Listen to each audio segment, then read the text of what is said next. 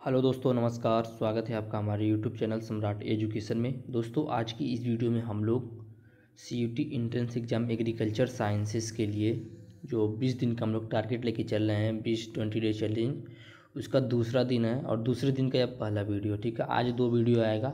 मैं आपसे डेली 1.5 घंटा मांग रहा हूँ, आप मुझे डेली 1.5 घंटा दे दीजिए। 20 दिन में आपका सीयूटी निकल जाएगा। बस मैं जितना बता रहा हूँ उतना पढ़ लीजिएगा, ठीक है भैया। तो यह इसमें हम लोग लगभग 300 से 350 क्वेश्चन करेंगे, जो कि बहुत ही इंपॉर्टेंट है। और देखिए, सीयूटी जो है ना, यदि एक तरीके से सोचें तो पेपर जो है उसका ज़्यादा हार्ड नहीं होता है। और एक भाई ने कमेंट किया था, सर इंग्लिश में बताइए, पेपर तो इंग्लिश में होता है। तो भाई मैं बता दूं कि सीयूटी जो है अपना पेपर इंग्लिश और हिंदी दोनों लैंग्वेज में देता है। तो वहाँ पे हिंदी में भी रहेगा, इसलिए मैं हिंदी में ही बता रहा हूँ, क्योंकि ज़्यादा से ज़्यादा स्टूडेंट हिंदी वाले हैं। तो चलिए देख लेते हैं। इसका पीडीएफ भी आप लोग ले सकते हैं, डिस्क्रिप्शन में लिंक दिया हुआ है, वहाँ से जा करके। तो चलिए देखते हैं। पहला क्वेश्चन है, सिंचाई शब्द सर्वप्रथम किस वैज्ञानिक ने दिया? जो सिंचाई शब्द है सबसे पहले हैंसन ने दिया था। ठीक है, हैंसन एक वैज्ञानिक हैं, एक साइंटिस्ट हैं, जिन्होंने सिंचाई शब्द सबसे पहले दिया था। ठीक है, और एक बात बता दूं, आज मैं आप लोगों को कुछ क्वेश्चन कराऊंगा, कल से मैं आप लोगों को पेपर सॉल्व करवाऊंगा। ठीक है, अगला क्वेश्चन है, पानी का पोषक तत्वों के साथ बहना क्या कहलाता है? ठीक है, जब पानी जो है पोषक तत्वों के साथ बह जाता है, ठीक है, पोषक तत्व जो है जो अब पानी के साथ बहता है तो उसको क्या बोलते हैं? लीचिंग बोलते हैं। ठीक है, अगला है, भारत का कुल सिंचित क्षेत्रफल कितना है? तो भारत का कुल सिंचित क्षेत्रफल 76 मिलियन हेक्टेयर है, जो कि मैंने आप लोगों को कल ही बताया था। अगला है, बेडी ढोलन टोकरी द्वारा कितनी गहराई तक पानी उठाया जा सकता है? तो 1 से 1.5 मीटर ऊंचाई तक उठाया जा सकता है। अगला क्वेश्चन है, पवन चलित साधन को पूर्ण रूप से चलाने के लिए कितने किलोमीटर प्रति हावर हवा की आवश्यकता होती है? ठीक है, जो जो पवन से चलने वाले साधन होते हैं उनको पूर्ण रूप से चलने के लिए कितने किलोमीटर प्रति घंटे की रफ्तार से हवा होनी चाहिए? तो 25.6 किलोमीटर प्रति घंटे की रफ्तार से हवा होनी चाहिए। ठीक है, अगला है, IW/CPE अनुपात किस वैज्ञानिक ने दिया था? Very most important question. तो परिहार ने दिया, याद रखिएगा, IW/CPE,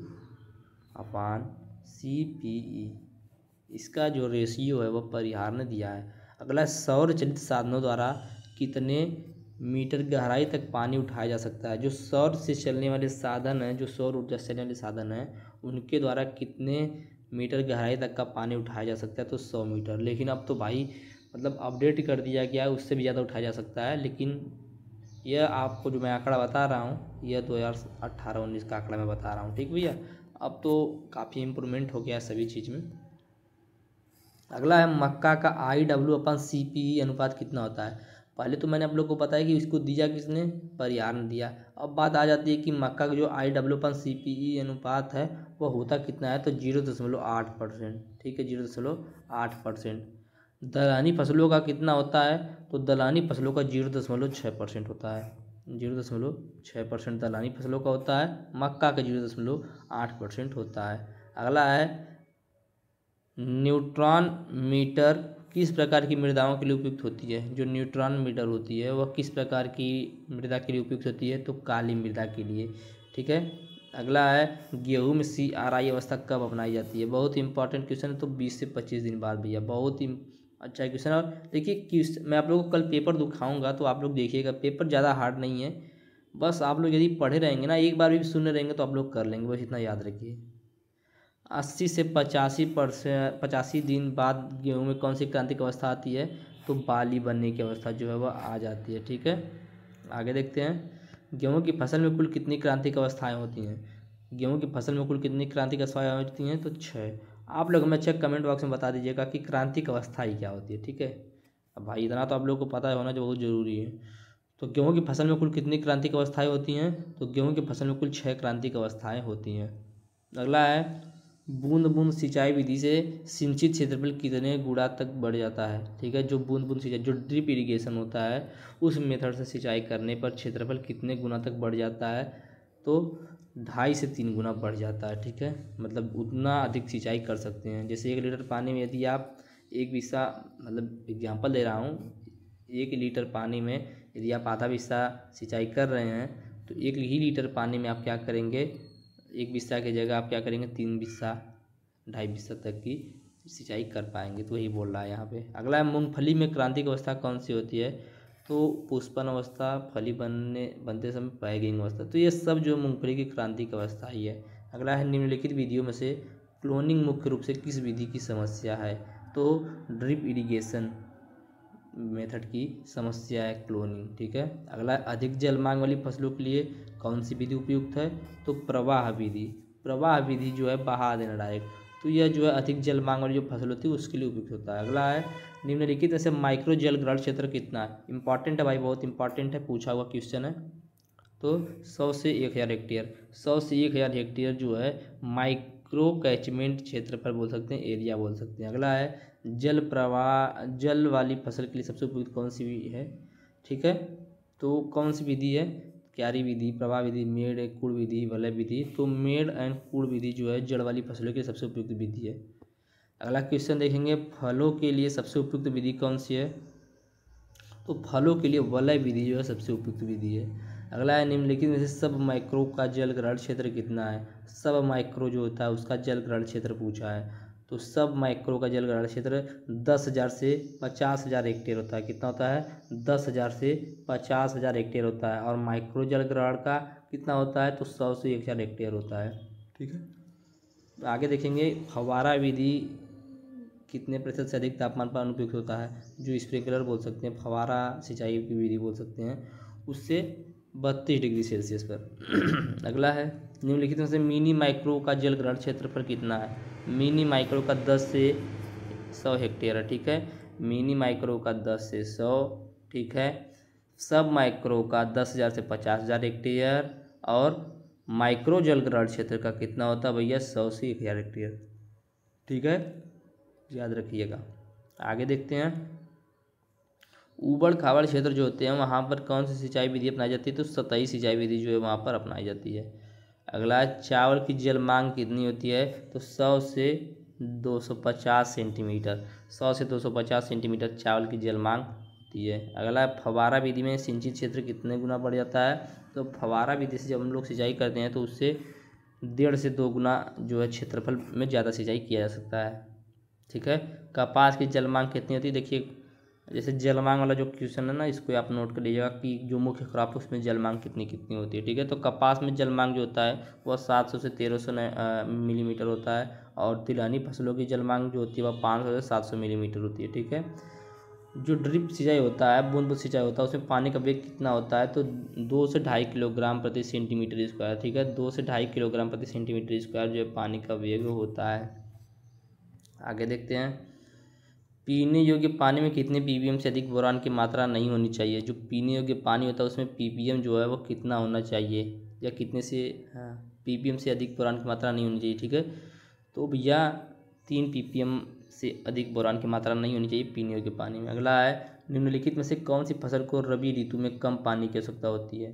तो चना को। चना ऐसी फसल जिसको रबी ऋतु में कम पानी की आवश्यकता होती है। कहीं कहीं बार तो पानी ही नहीं दिया जाता है भाई, दिया जाता है तो एक पानी दे देंगे तो उससे हो जाता है। अगला है, पानी में फ्लोराइड की मात्रा अधिक होने पर कौन सा रोग फैल जाता है? जब पानी में फ्लोराइड अधिक हो जाता है तो कौन सा रोग हो जाता है? फ्लोरोसिस।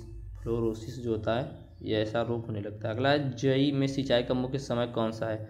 जई में सिंचाई का मुख्य समय कौन सा है? तो 15 से 20 दिन बाद जई में सिंचाई कर देनी चाहिए। अगला है, फसल की उपज व उसकी जल मांग के अनुपात को क्या कहते हैं? तो खेत जल उपयोग दक्षता कहते हैं। ठीक है, जल निकास की सबसे सस्ती विधि कौन सी है? बहाव जल निकास विधि सबसे सस्ती विधि है। अगला क्वेश्चन है, मरुस्थलीय भूमि में फलोद्यानों हेतु उपयोगी सिंचाई विधि कौन सी है? तो मटका विधि। देखिए, इसमें से बहुत सारा क्वेश्चन ऐसा है कि जो आप लोग पहले से जानते होंगे या सुंडा में आप लोग देखे होंगे, लेकिन एक बार बताना ज़रूरी है ताकि आप लोग मतलब कोई काम करते नहीं फिर भी ईयरफोन लगा के ब्लूटूथ लगा के सुनना चाहे तो सुन ले, आपको समझ में आ जाए। ठीक भाई, बस जितना बता रहा हूँ उतना आप लोग पढ़ लीजिएगा, आप लोग का CUT निकल जाएगा, बस इतना याद रखिए। तो आगे देखते हैं, टाइफून विधि किस सिंचाई विधि का रूपांतरित रूप है? जो टाइफून विधि है वह किस विधि का किस सिंचाई विधि का रूपांतरित रूप है? तो क्यारी विधि का। अगला है, पानी नीचे जाने में निम्न में से कौन से तथ्य शामिल होते हैं? जब पानी नीचे जाता है तो उसमें क्या क्या प्रोसेस होता है, ये पूछा है तो बहुत इंपॉर्टेंट है। तो सबसे पहले इनफिल्ट्रेशन होता है, उसके बाद पर्कुलेशन होता है, उसके बाद सीपेज होता है। ठीक है भैया, इनफिल्ट्रेशन होता है, पर्कुलेशन होता है, उसके बाद सीपेज होता है। अगला है पौधों की उपापचय क्रिया में कुछ फसल जलमांग की कितने प्रतिशत जल की आवश्यकता होती है? तो 1% से भी कम जल की आवश्यकता होती है।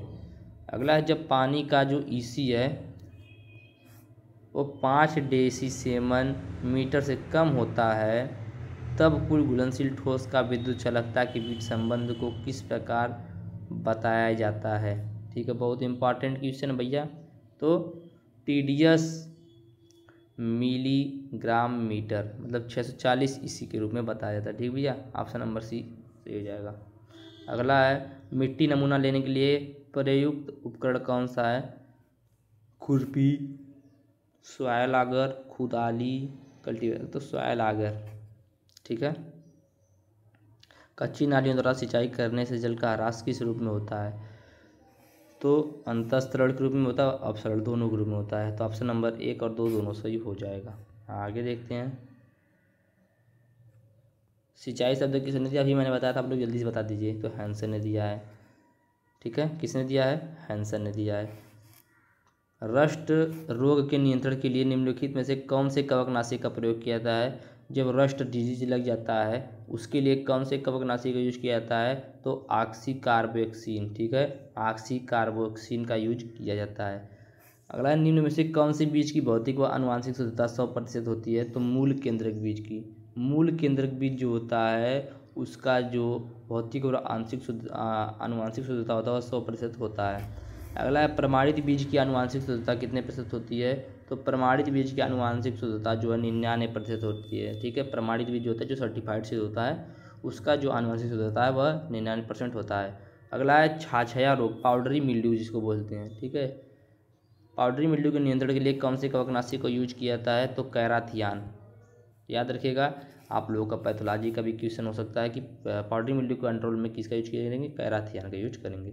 अगला निम्नलिखित में से प्रजनक बीज का कौन सा टैग होता है? ठीक है, जो प्रजनक बीज होता है ब्रीडर सीड होता है उस पर कौन सा टैग लगा होता है? तो सुनहरा पीला टैग लगा होता है। ठीक है, अच्छा आप लोग बताइएगा वाइट टैग किस पर लगा होता है? ठीक है, वाइट टैग किस सीड पर लगा होता है? कमेंट में बताइएगा।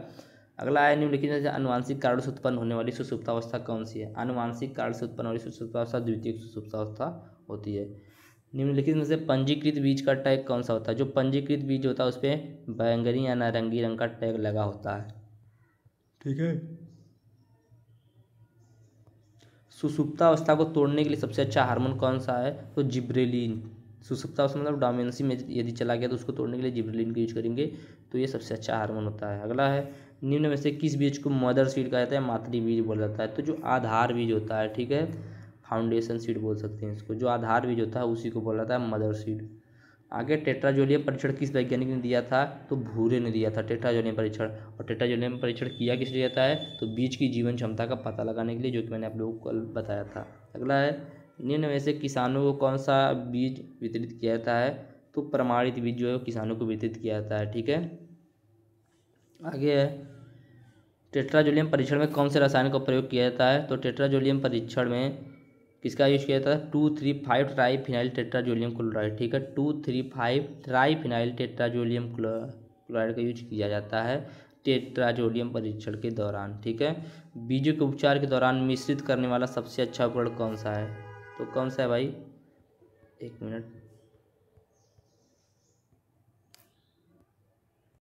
Rotary duster. ऑप्शन नंबर 2 सही हो जाएगा। चलिए आगे चलते हैं।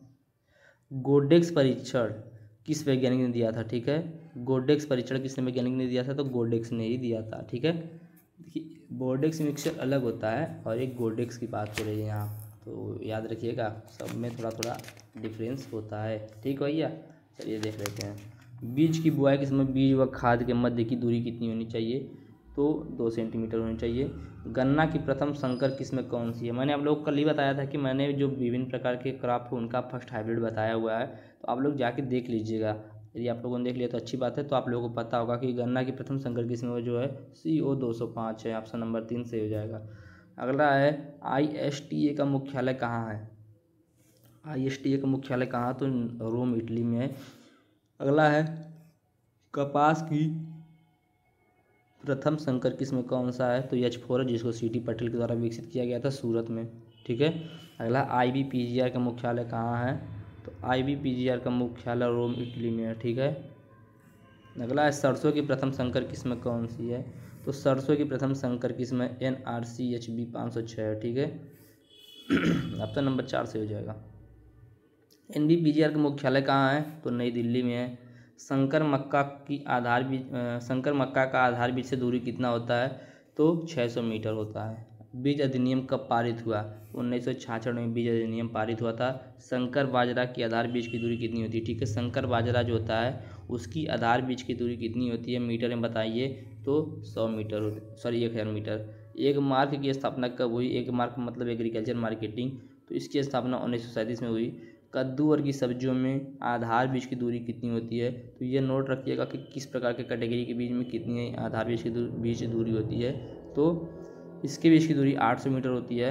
Agricultural processed food export development, ठीक है, agricultural processed food expert development authority का मुख्यालय कहाँ पर है? तो नई दिल्ली में है। कहाँ पर है भैया?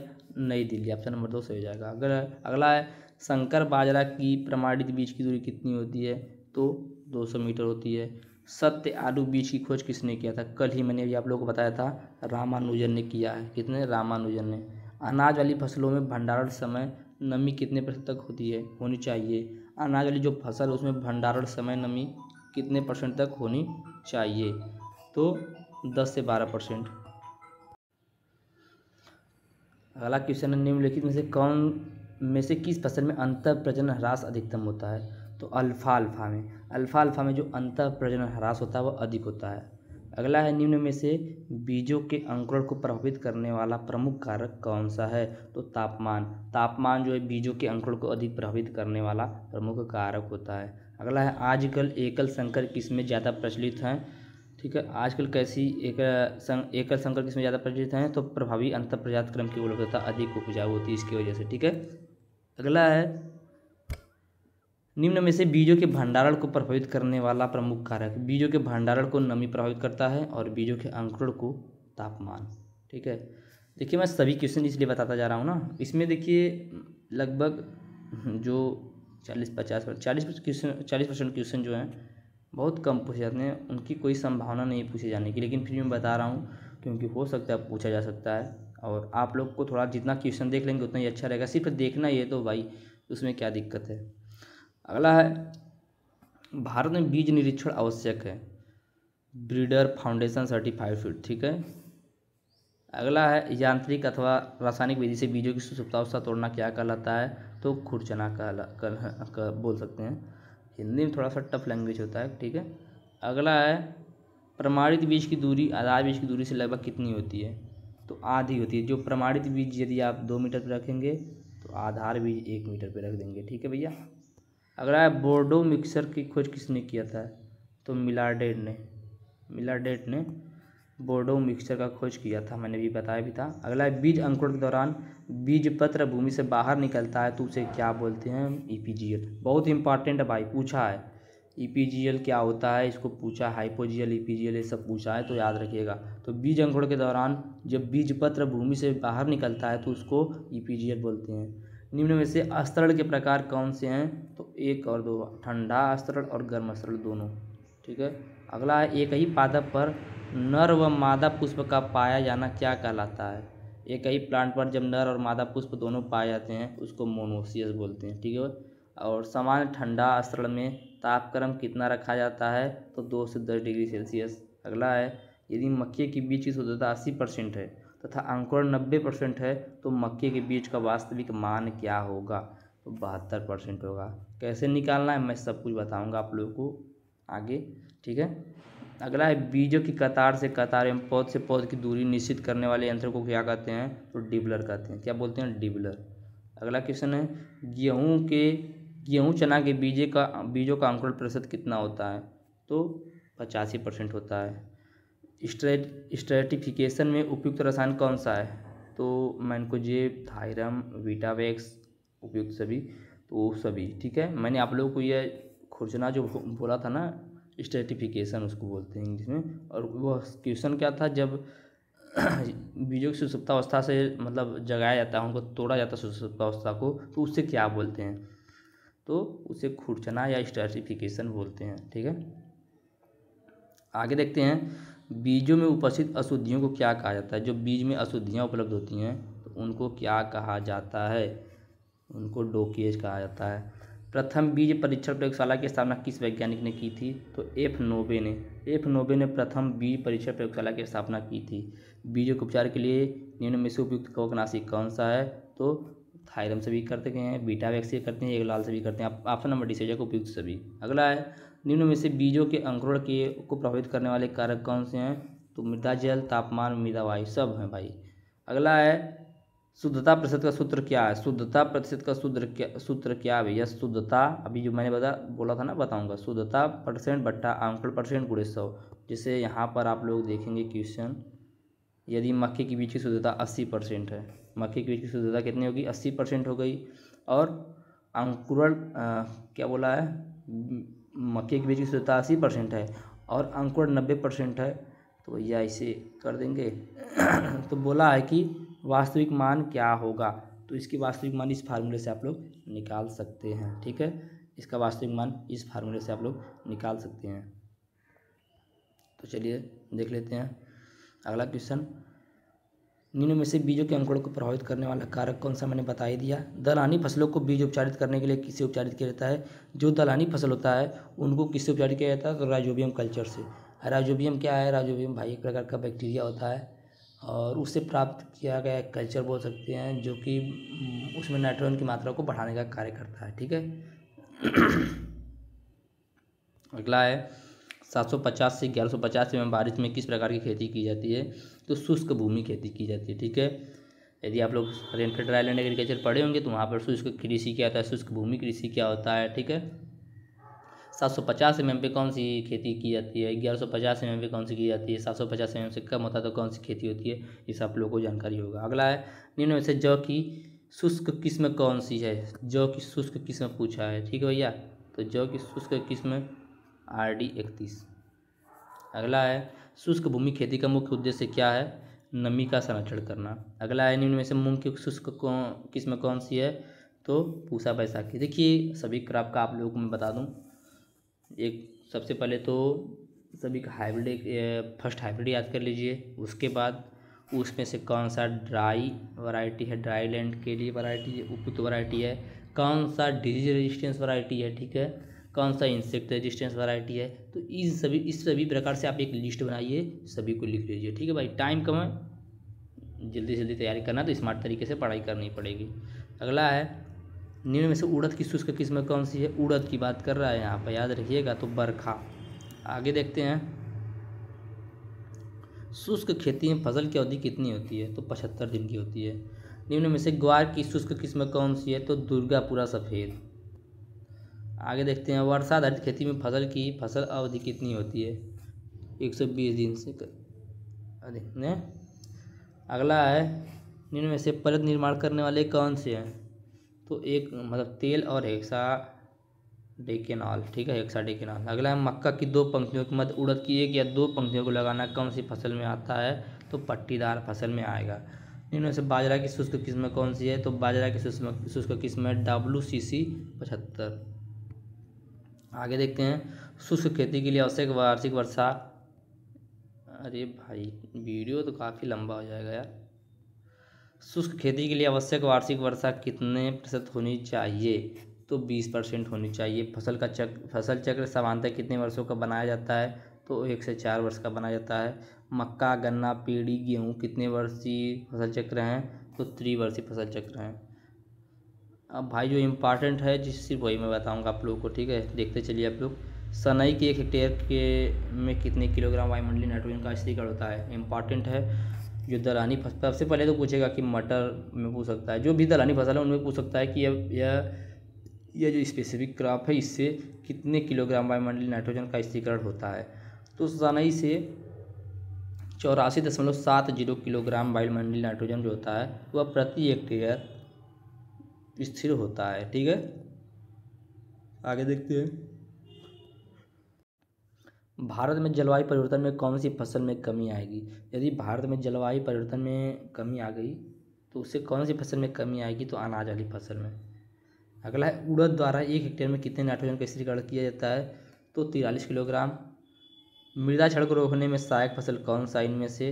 तो मूंग और बरसीम दोनों जो हैं मृदा क्षरण को रोकते हैं, ठीक है। हरी खाद आलू गन्ना धान फसल चक्र की सबसे सघनता कितने % होगी? तो 67%। अगला है, मिश्रित फसल कौन सी इनमें से? मिश्रित फसल भाई गेहूँ, सभी तो मिश्रित ही हैं। आगे देखते हैं, भारत में निम्न में से पहला कार्बनिक राज्य कौन सा है? पहला कार्बनिक राज्य कौन सा इस ऑप्शन ने पूछा है, ठीक है भाई। इस ऑप्शन में उत्तराखंड जो पहला कार्बनिक राज्य है। ड्राई फार्मिंग मानसून काल कितने दिन का होता है? तो 45 से 60 दिन का होता है। कार्बनिक खेती पर नियंत्रण करने वाली संस्था की स्थापना कब की गई? 1972 में की गई। यूनेस्को के अनुसार शुष्क खेती कितने mm वर्षा वाले क्षेत्रों में की जाती है? तो 800 mm से कम वर्षा वाले क्षेत्रों में की जाती है, ठीक है। रासायनिक खेती से कार्बनिक खेती प्रमाणीकरण में कितना समय लगता है? 3 से 4 वर्ष लगता है। वन रोपण के बाद जब तक पेड़ बड़े नहीं होते तब तक की जाने वाली खेती क्या कहलाती है? तब तक की जाने वाली खेती को टोंगिया खेती कहते हैं। Central research institute for dry land agriculture कहाँ पर स्थित है? तो हैदराबाद में स्थित है, ठीक है। शुष्क खेती में फसलों की बुआई किस दिशा में करनी चाहिए? पूर्व पश्चिम दिशा में, ठीक है, पूर्व से पश्चिम दिशा में। आगे देखते हैं, फिनाइल मर्क्यूरिक एसीटेट क्या है? ठीक है, तो क्या है? रंध्र बंद करने वाला। यह एक प्रकार का क्या है? केमिकल बोल सकते हैं, रसायन बोलते हैं, जो कि क्या करता है? स्टोमेटा को बंद कर देता है, जिससे क्या होता है कि जो वाष्पोत्सर्जन होता है वह कम से कम होता है। शुष्क खेती हेतु नमी संरक्षण कैसे करते हैं? तो गहरी जुताई करके, मल्च का प्रयोग करके, पाटा लगा करके, सभी तो उपयुक्त सभी करके भाई। रंध्रों को बंद करने वाला पदार्थ या रसायन क्या कौन सा है? तो एट्राजिन और ये दोनों है, ठीक है, एब्सिसिक एसिड। आगे देखेंगे थोड़ा खरपतवार के बारे में और यही लास्ट स्लाइड रहेगा। इसके बाद हम लोग अभी भाई आप लोगों का कल भी यही वाला सीजन चलेगा, उसके बाद पेपर सॉल्व कराया जाएगा क्योंकि क्वेश्चन ज़्यादा है। खरपतवार की खोज निम्नलिखित में से किस वैज्ञानिक ने की है? खरपतवार की खोज किसने किया है? तो जेंथ्रोटूल ने किया है। खरपतवार का खोज किसने? जेंथ्रोटूल ने किया है। निम्नलिखित में से कौन सा खरपतवार सर्वाधिक बीज उत्पादित करता है? तो जंगली चौराई जो है बहुत अधिक बीज का उत्पादन करता है। निम्न में से खरपतवार नाशियों की विशेषताएं कौन सी है? अत्यधिक बीजों का उत्पादन, प्रत्येक प्रकार की मृदा में वृद्धि करना, बीजों का सुरक्षा और पाया जाना। ऑप्शन नंबर 4 से हो जाएगा इसका। अगला है, निम्न में से कमल के बीजों की जीवन क्षमता कितनी होती है? तो 1000 वर्ष होती है। कमल के जो बीज होते हैं उनकी जीवन क्षमता 1000 वर्ष होती है। निम्न में से खरपतवारों के लाभ कौन कौन से हैं? तो औषधि महत्व होता है कुछ खरपतवारों का। कुछ खरपतवार जो होते हैं उनका सब्जी भी बनाया जाता है, कुछ को खाद बनाया जाता है। तो ऑप्शन नंबर डी से हो जाएगा। सत्यानाशी का प्रयोग किस में किया जाता है? तो सत्यानाशी का प्रयोग किस में किया जाता है भाई? तो चर्म रोग में किया जाता है सत्यानाशी का प्रयोग दवा के रूप में। बथुआ की प्रति पौधा बीज उत्पादन करने की क्षमता कितनी है? तो 72,000 बीज जो होता है बथुआ के एक पौधा उत्पादित करता है। अगला, अमरबेल के प्रति पौधा बीज उत्पादन करने की क्षमता तो 16,000, एक से बढ़ के एक है। हिरणखुरी का प्रवर्धन किसके द्वारा होता है? जो हिरणखुरी खरपतवार है उसका प्रवर्धन प्रोपागेशन किसके द्वारा होता है? तो जड़ के द्वारा होता है। आगे देखेंगे, प्रोटीटो में प्रोटीन की मात्रा को बढ़ाने के लिए निम्न में से कौन सी प्रजाति का प्रयोग करते हैं? तो फेगोपाइरॉन एस्कुलेंटम। गेहूं के खेत में चने का उगना कौन से खरपतवार का उदाहरण है? तो सापेक्ष खरपतवार का। खरपतवार भी दो प्रकार का होता है, निरपेक्ष सापेक्ष। तो गेहूं के खेत में यदि चना उग रहा है तो वह सापेक्ष खरपतवार का उदाहरण होता है। अगला, निम्न में से सब्जी बनाने के लिए कौन से खरपतवार का प्रयोग किया जाता है? तो बथुआ, जंगली चौराई, इन सभी का यूज किया जाता है सब्जी बनाने के लिए। अगला है, इकाइनोक्लोआ क्रूसगेली किसका नकलची खरपतवार है? तो चावल का, एकदम इसी के जैसा होता है। अगला, सोनालिका किस्म के बीज उत्पादन के दौरान कल्याण सोना के बीजों का उगना कौन से खरपतवार का उदाहरण है? तो यह अवांछित खरपतवार का उदाहरण होता है, ठीक है। अगला है, निम्न में से कौन से खरपतवार का प्रयोग कंपोस्ट खाद तैयार करने में किया जाता है? तो जलकुंभी का प्रयोग भैया कंपोस्ट खाद बनाने के लिए किया जाता है। अगला है, निम्न में से कौन से खरपतवार के कारण मानव में एलर्जी व अस्थमा की प्रॉब्लम हो जाती है? तो कांग्रेस घास जो है ऐसा घास है जिसके कारण मानव में एलर्जी होती है और अस्थमा की प्रॉब्लम हो जाती है, मतलब सांस लेने में दिक्कत होने लगती है। अगला है, केवल कृषित भूमि में उगने वाले खरपतवार को क्या कहते हैं? तो अविकल्पी खरपतवार कहते हैं, ठीक है। मतलब उनके पास कोई और विकल्प नहीं होता है। अगला है, निम्न में से कौन सा खरपतवार का पशु स्वास्थ्य पर विपरीत प्रभाव पड़ता है? तो किस पर पड़ता है भाई?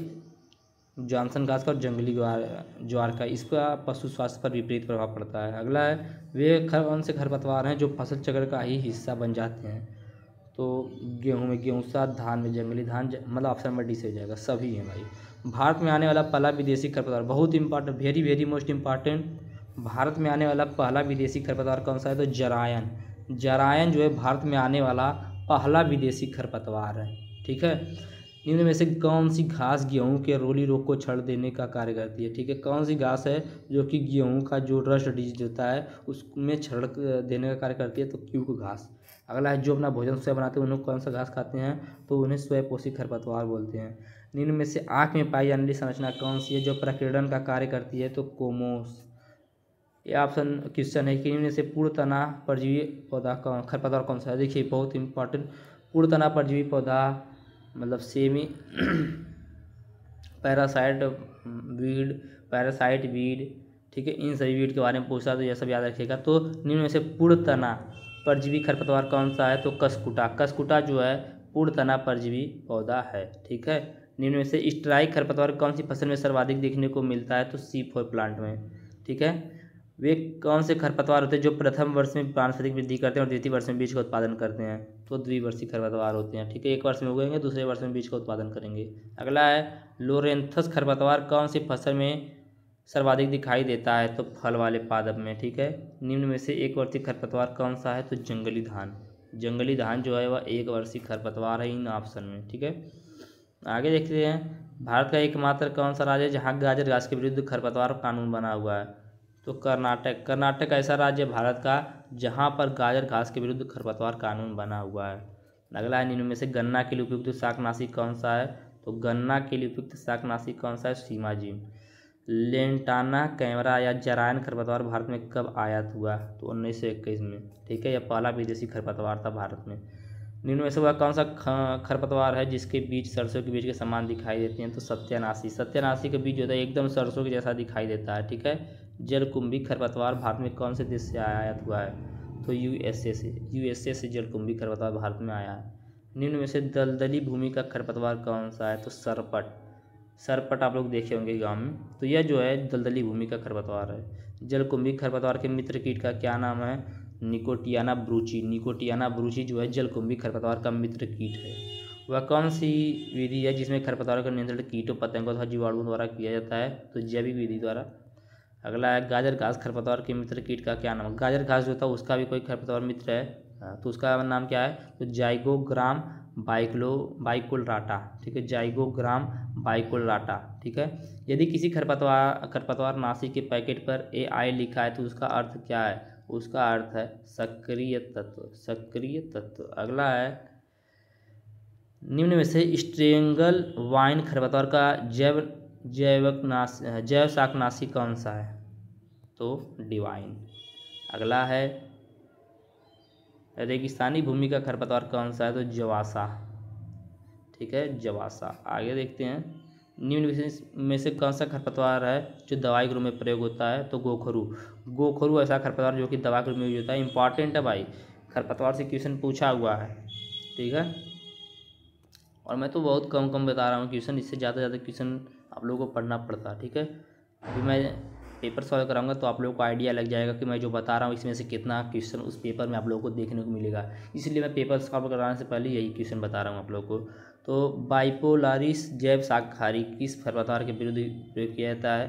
तो साइनोडॉन डेक्टिलान के विरुद्ध। वे कौन सी शाकनाशी हैं जो विशेष जाति के पौधों को नष्ट करते हैं? कौन सी शाकनाशी है भैया? वर्णात्मक शाकनाशी हैं। ठीक है। कौन से खरपतवार नाशी का प्रयोग गेहूं में चौड़ी पत्ती खरपतवार को नष्ट करने के लिए करते हैं? अब इसका उत्तर तो आप सभी लोग को पता होगा भाई, 2,4-D।